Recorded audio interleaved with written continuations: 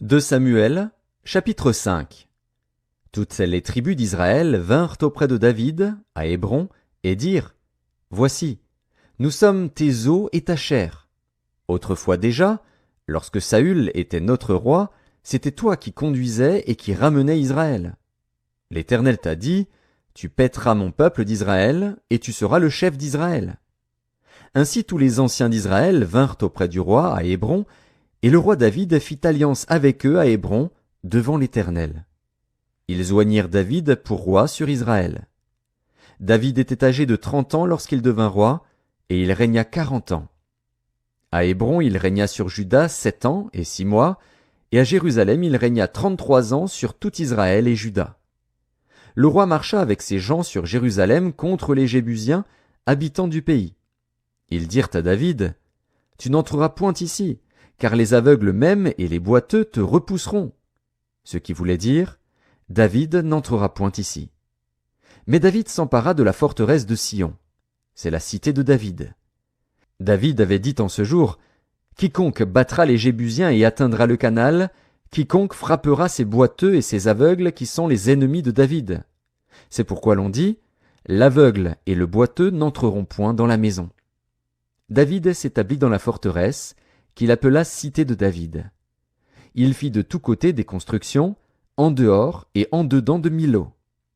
David devenait de plus en plus grand, et l'Éternel, le Dieu des armées, était avec lui.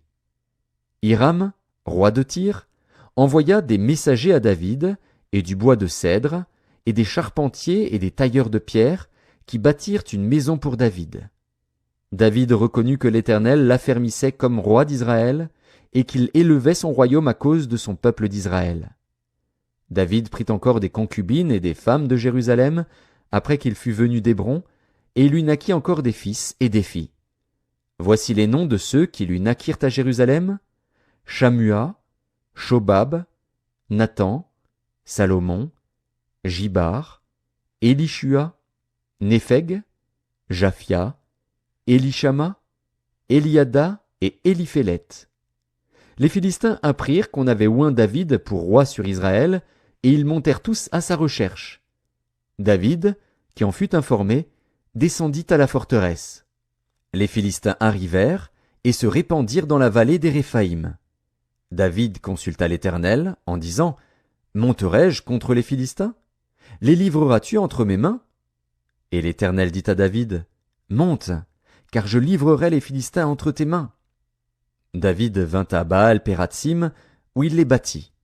Puis il dit, L'Éternel a dispersé mes ennemis devant moi, comme des eaux qui s'écoulent. C'est pourquoi l'on a donné à ce lieu le nom de Baal-Pératsim. Ils laissèrent là leurs idoles, et David et ses gens les emportèrent.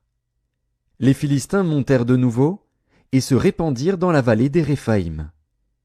David consulta l'Éternel, et l'Éternel dit, Tu ne monteras pas. Tourne-les par derrière, et tu arriveras sur eux vis-à-vis des mûriers. Quand tu entendras un bruit de pas dans les cimes des mûriers, alors hâte-toi, car c'est l'Éternel qui marche devant toi pour battre l'armée des Philistins. David fit ce que l'Éternel lui avait ordonné, et il battit les Philistins depuis Géba jusqu'à Gézer.